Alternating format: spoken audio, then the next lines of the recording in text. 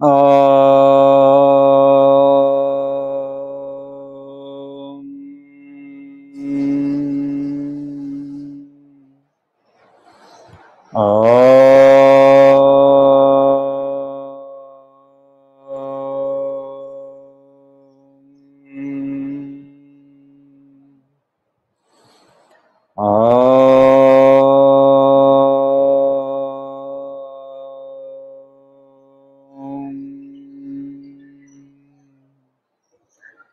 श्री गुरु गणेशाभ्यां नमः। हरिः ॐ। गीता स्वाध्याय 186वें सेशन में आपका स्वागत है। अभी हम अध्ययन कर रहे हैं विभूति योग 10वां अध्याय, और हमने पिछले दिन 36वां श्लोक का अध्ययन कर लिया था। तो 36वें श्लोक में एक बार हम वापस उसको दोहरा लेते हैं। द्यूतं छलयितामस्मि तेजस्तेजस्विनामहं जयोऽस्मि व्यवसायोऽस्मि सत्वं सत्ववतामहम्। अच्छा बुरा, ये जो डिस्टिंक्शंस हम लोग करते रहते हैं, जो हम लोग जो जो डुअलिटीज के अंदर में फंसे होते हैं, good bad, night day, right wrong, ये हमारे बॉडी माइंड इंटेलेक्ट के कंस्ट्रक्ट के माध्यम से आते हैं। ये नेचुरल नहीं है। तो इसीलिए श्री कृष्ण यहाँ बहुत क्लियरली, बहुत तीव्र, एक बहुत शार्प एक एरो अर्जुन की ओर छोड़कर द्यूत वर्ड यूज करके जानबूझ के उसको इसका संकेत करते हैं। भगवान उसके सीवी अभी भी चालू रखे हैं, एक्चुअली फॉर दैट मैटर अंत करने वाले हैं कुछ देर में। तो 37 श्लोक 37वां श्लोक हम लोग ले लेते हैं। वृषीणां वासुदेवोऽस्मि, वृषीणां वासुदेवोऽस्मि, पाण्डवानां धनञ्जयः, पाण्डवानां धनञ्जयः, वृष्णीनां वासुदेवोऽस्मि, पाण्डवानां धनञ्जयः,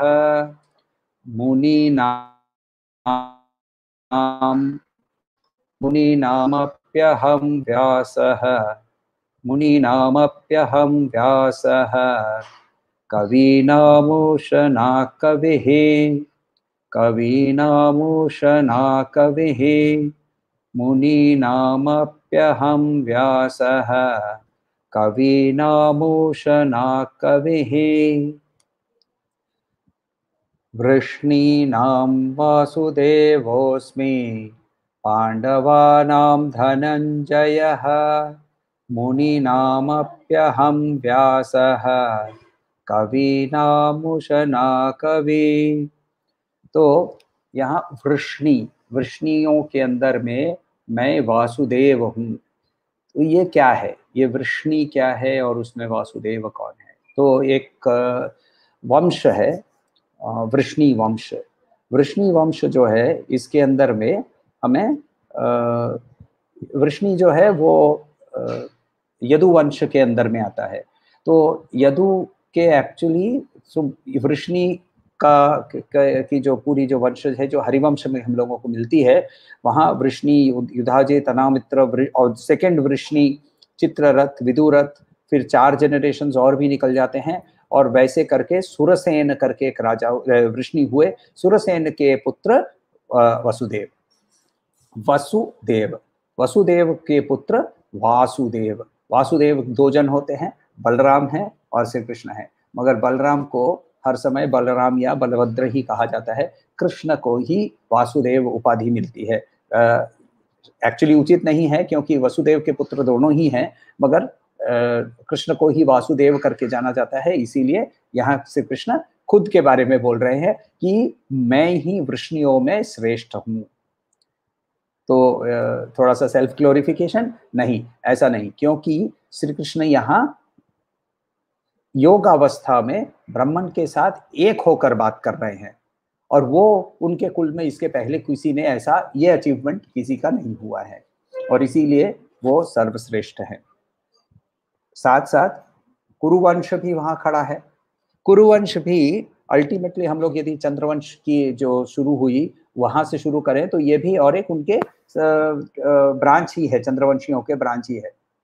वहां कुरु राजा से यदि शुरू होता है तो कुरु राजा के बाद एक समय कहीं पहला परीक्षित, पहला जन्मेजय, फिर भीमसेन है, वैसे करते करते प्रतीप करके एक राजा हुए।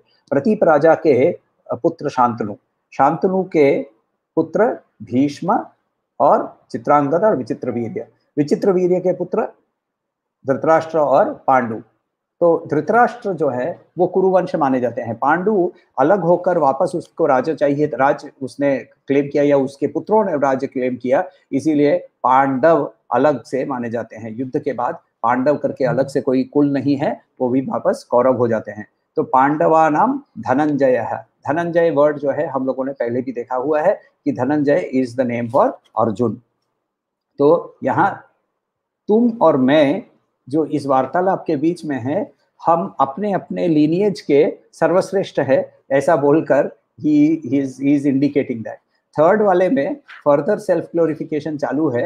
वो बोलते हैं मुनि नाम अप्यहम व्यास। अब ये व्यास मुनि के ही लिखी हुई पूरी ग्रंथ है और उसके अंदर में व्यास मुनि बोलते हैं कि मुनियों के अंदर में मैं ही सर्वश्रेष्ठ हूँ।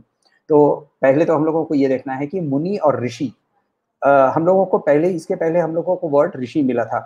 ऋषियों के अंदर में मैं भृगु हूँ, सिद्धों के अंदर में मैं कपिल हूँ, ये ऑलरेडी श्री कृष्ण ने बोला हुआ है।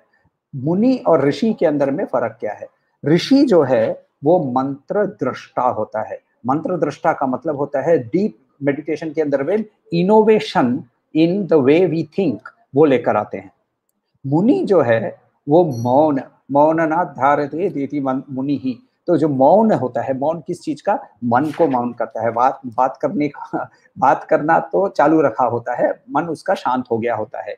तो इस शांत मन के कारण उसको इंटुइटिवली ऋषियों से प्राप्त जो नॉलेज है उसको एप्लीकेशन के माध्यम के लिए उनके पास से नए तरीके मिलते हैं।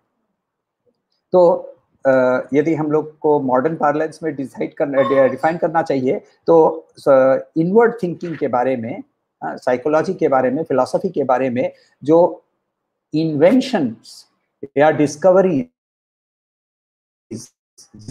कहते हैं और इनोवेशंस जिसके माध्यम से आते हैं उनको हम मुनि कहते हैं। वेद व्यास जो हैं वो हम लोग गुरु पूर्णिमा के दिन व्यास मुनि की ही पूजा करते हैं, वो उनका जन्मदिन माना जाता है। तो वेद व्यास को मुनियों के अंदर में श्रेष्ठ इसीलिए माना जाता है क्योंकि उस समय जो पूरी जो वैदिक नॉलेज थी, वेदों की जो के सारे जो मंत्र थे, श्लोक थे, वो सारे एक साथ एक मास में एक थे। तो उनको सीखने लायक बनाने के लिए अलग अलग 4 वेदों में उसको विभाजित करने का काम उन्होंने किया। इसके अलावा जो सारी जो आध्यात्मिक सीख है वो साधारण मनुष्य के पास आराम से पहुंच सके, इसीलिए उन्होंने पुराणों के भी निर्माण किया। तो इसीलिए उनको मुनियों के अंदर में श्रेष्ठ मानकर हम लोग गुरु पूजा के एक समय सर्वश्रेष्ठ उनको ही गुरु मानकर हम गुरु पूर्णिमा मनाते हैं। तो मुनि नाम अप्यहम व्यासः, इसीलिए ये सेल्फ ग्लोरिफिकेशन नहीं है। और कवि नाम उशना कवि ही। अब यहाँ थोड़ा सा कंफ्यूजन कुछ हो सकता है क्योंकि उशना जो है, उशना करके वर्ड आता है, ये हम लोगों को ऋग्वेद में मिलता है और जिसको बाद में शुक्राचार्य के साथ इक्वेट किया गया है। उनको काव्य भी नाम दिया गया है। काव्य का मतलब होता है जो उससे कवि होता है। अब कवि आजकल की भाषा में बहुत सिंपल सा पोएट, जो कविता लिखता है वैसा उसका मीनिंग आ गया है। मगर इन द ऋग्वेदिक सेंस कवि का मतलब होता है जो दूर तक दर्शन कर सकता है, जिसको वो सब दिखता है जो कि साधारण मनुष्य को नहीं दिखता है। यदि हम सचमुच के अच्छे कवि को आजकल भी देखें तो उनकी जो उनका जो दृष्टिकोण होता है साधारण चीजों के ऊपर वो हमारे से भिन्न होता है और इसी मीनिंग को हम लोगों को देखना है। तो यहाँ शुक्राचार्य को कवि नाम उशना कवि ही, वो सारे शास्त्रों के प्रवर्तक थे। हिमकुंद वृणालाभम दैत्यानाम परमम गुरुम सर्वशास्त्र प्रवक्तारम भार्गवम प्रणमाम्यहम। भृगु वंश के हैं और भृगु के वंश के होते और वो असुरों के वो गुरु माने जाते हैं। असुरों के वो आचार्य माने जाते हैं। असुरों को भी आचार्य की जरूरत थी और ये देव या ऋषि वर्ग के होते हुए भी उन्होंने उनके साथ दिया। वहां भी वो धर्म का ही प्रचार करते हैं और धर्म का प्रचार करके उनको सीधे पथ पर ले आने की कोशिश करते हैं। तो इसीलिए सर्वशास्त्र प्रवक्ता, सर्वशास्त्र सारे शास्त्रों की उनको नॉलेज थी। इसके अलावा शुक्राचार्य की बहुत सारी कहानियां हैं जिनके अंदर में उनकी एक आंख क्यों फूट गई, या फिर उनको शुक्राचार्य वर्ड नाम उनको कैसे मिला, या फिर देवयानी और कच्छ की कहानी जिसके अंदर में संजीवनी को प्राप्त उन्होंने कैसे किया। तो ऐसी सारी बहुत सारी पौराणिक कहानियां शुक्राचार्य के साथ भी जुड़ी हुई है। वृष्णी नाम वासुदेवोस्मि पांडवानां धनंजयः मुनीनामप्यहं व्यासः कवीनामुशना कविः। सीवी चालू है, वर्स नंबर 38। दंडो दमयितामस्मे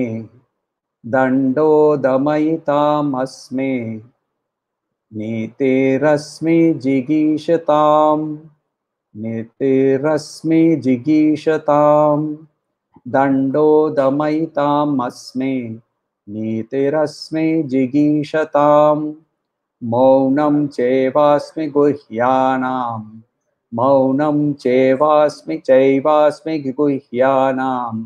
ज्ञानं ज्ञानवतामहम्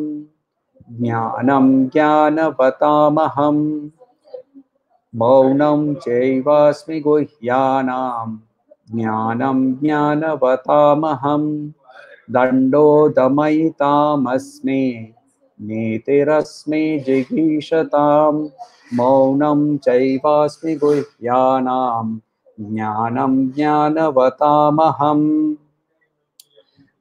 जो दमयताम यानी जिनसे लॉलेसनेस को प्रिवेंट किया जाता है, यानी जो केओस जो है उसको जो प्रिवेंट करते हैं साधारण दुनिया के अंदर में, उनमें मैं दंड हूं। दंड का मतलब होता है पनिशमेंट हूं।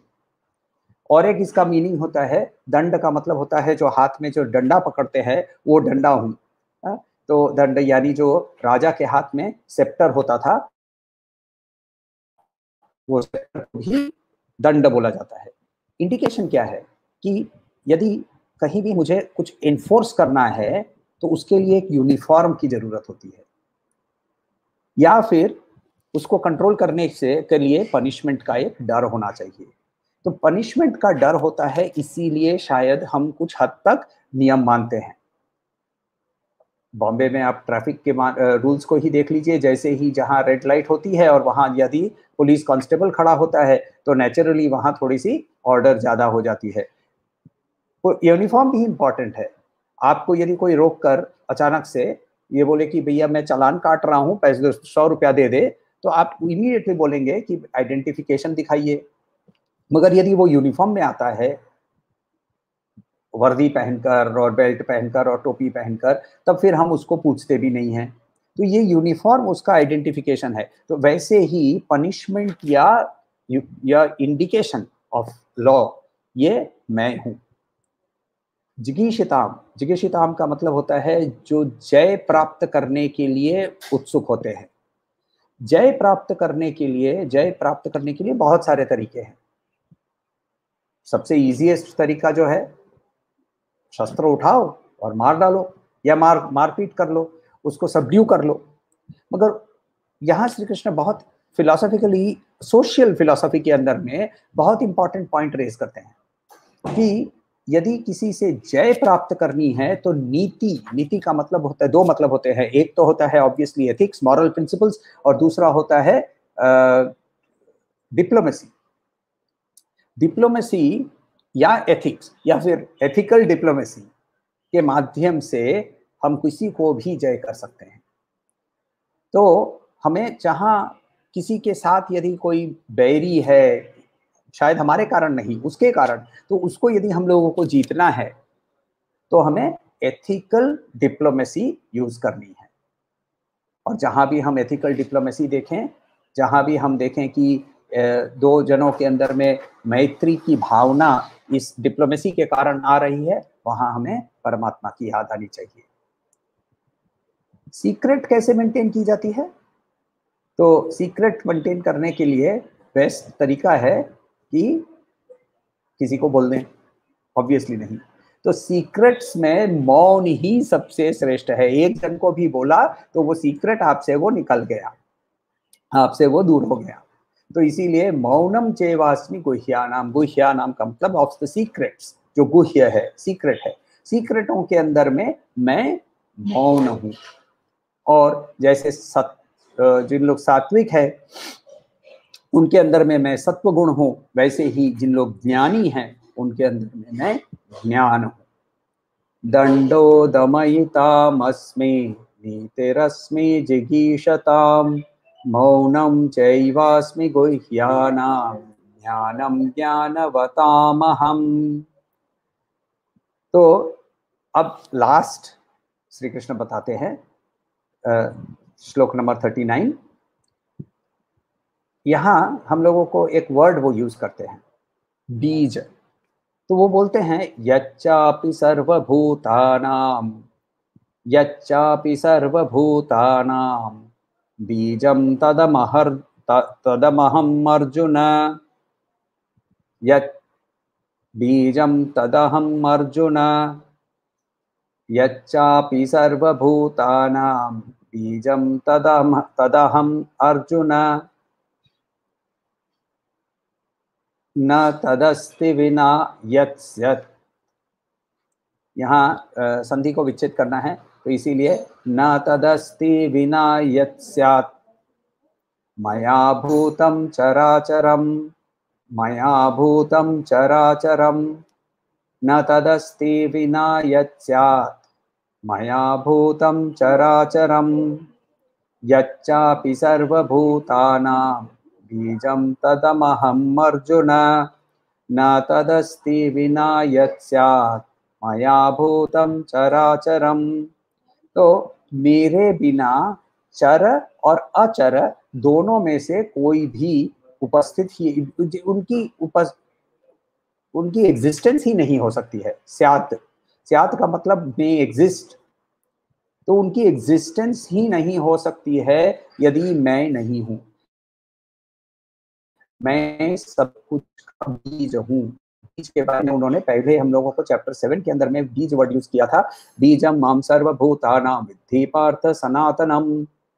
7वें चैप्टर में 10वें श्लोक के अंदर में उन्होंने कहा था कि बीजम माम सर्वभूतानां, सर्वभूत का मैं ही बीज हूँ, मैं ही सोर्स हूँ। ये सेम वर्ड्स वर्चुअली यहाँ वापस उन्होंने रिपीट किया है, यच्चापि सर्वभूतानां बीजम तदमहम् अर्जुनम। तो क्यों रिपीट कर रहे हैं? श्री कृष्ण ने पहले ही बताया था पहले श्लोक के अंदर में कि मैं तुमको वापस बताता हूँ, भूया वर्ड यूज किया था। इसके अलावा और एक जगह में उन्होंने बीज वर्ड यूज किया है, वो वहां जहां वो अपने बारे में वो बहुत सारे डिस्क्रिप्शंस देते हैं चैप्टर 9 के अंदर में। वहां बोलते हैं गतिर भर्तार प्रभुर साक्षी निवास शरणम सुहृद प्रभव प्रलय स्थानम निधानम बीजम अव्ययम। बीजम अव्ययम, इटर्नल सीड, जिससे सब कुछ उत्पन्न होता है, वो मैं हूं। तो यहाँ श्री कृष्ण 75 तरह के क्लासिफिकेशंस को हमारे सामने रखकर सब कुछ के अंदर में या तो वो सर्वव्यापी या सर्वश्रेष्ठ, ये हम लोगों को बार बार उन्होंने रिपीट किया। यच्चापि सर्वभूतानां बीजं तदहम् अर्जुन, न तदस्ति विना यत् स्यात् मया भूतं चराचरम। लास्ट 3 श्लोक बाकी हैं, लास्ट 3 श्लोक हम कल करेंगे और श्लोक खत्म करने के बाद हम उसके साथ एक अभ्यास भी जोड़ेंगे और उस अभ्यास के माध्यम से हम अभी कोशिश करेंगे कि अगले 15 दिन उस अभ्यास के माध्यम से उनकी अनुभूति हमें हो। ओम शांति शांति शांति। हरि ओम। श्री गुरुभ्यो नमः। हरि ओम।